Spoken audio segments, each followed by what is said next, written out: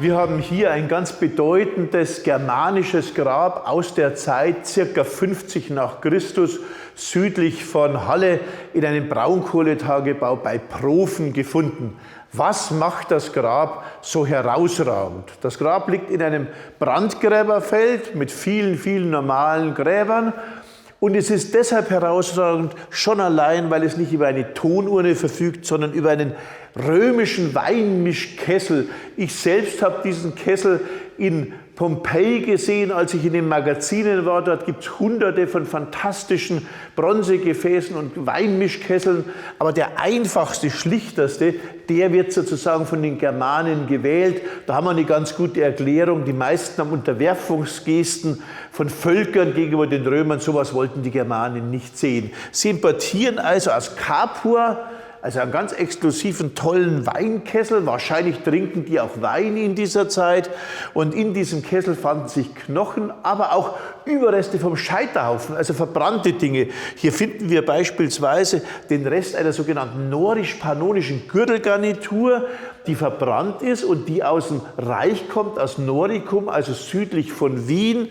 Wir haben hier auch römische Silbergefäße, ebenfalls verbrannt. Die standen also auf dem Scheiterhaufen. Wir haben angebrannte Bärenkrallen. Das ist deshalb, weil man hat dort ein Bärenfell verbrannt und natürlich war der Bär nur noch in Krallenknöchern vorhanden. Das Bärenfell selbst verbrennt. Wir haben eine wunderbare Bernsteinperle.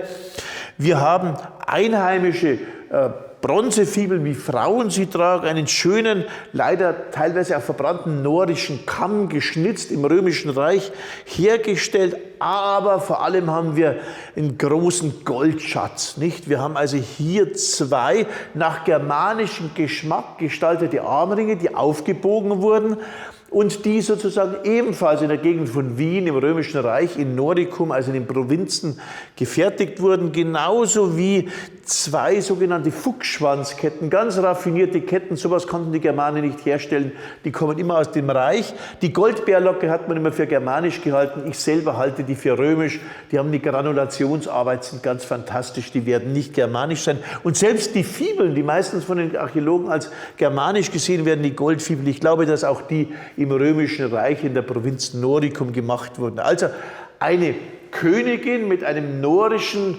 römischen Goldschmuck nach Gusto und nach Geschmack der Germanen. Wenn man das Goldgewicht hier nimmt, dann kommt man auf ein Gewicht, das ungefähr 5000 römischen Sesterzen entspricht. Also das ist der Lohn etwa von einem Legionär in 10 Jahren. Man sieht also ein enormer Wert, der hier einfach mit ins Grab gegeben wurde. Und wie kommt die nach Mitteldeutschland? Wie kommt die von der Donau sozusagen nach Mitteldeutschland? Ganz einfach, das wissen wir. Es ist einer der wenigen Fälle, wo wir das mit Schriftquellen sogar ad personam verknüpfen können. Und zwar wissen wir, dass es Streitigkeiten gab, und zwar Streitigkeiten bei den Quaden. Der quadische König Vannius war sozusagen den Römern erlegen und er war ein eingesetzter König wie ein Klientelkönig und er hat fast 30 Jahre regiert und wurde immer sozusagen mehr zum Diener der Römer. Die eigenen Verwandten, Sido, waren unzufrieden und die wandten sich nun an einen anderen Svebenstamm. Die Quaden gehören zu den Sveben, nämlich an den Hermundurenkönig.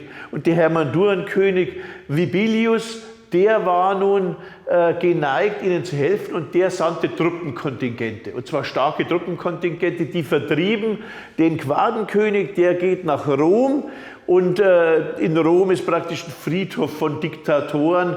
Die Römer haben immer versucht, die Germanen sozusagen teilweise zu kaufen. Und man macht Folgendes: Als man dann an der Herrschaft ist und als die Hermunduren dort sind, Krieger bleiben dort, wir sehen das in den Gräberfeldern, dort gibt es Kriegergräber der Hermunduren und einheimische Prinzessinnen, die kommen zu uns. Und das ist eine dieser Prinzessinnen, die wird mit jemandem hier aus dem Stamm der Hermunduren in Mitteldeutschland verheiratet. Und als sie stirbt, wird sie bestattet. Und sie wird nicht alleine bestattet, sondern, das zeigen uns die Bronzefibeln, eine einheimische Frau folgt ihr auf dem Scheiterhaufen nach, eine Dienerin oder Ähnliches. Hier haben wir also einen Fall, den wir tatsächlich historisch fixieren können und den wir auch mit der ganzen Geschichte Rom, Auseinandersetzung Germanen aufs Beste verbinden können. Hier sehen wir Sozialtopographie, hier atmen wir sozusagen Geschichte im besten Sinne.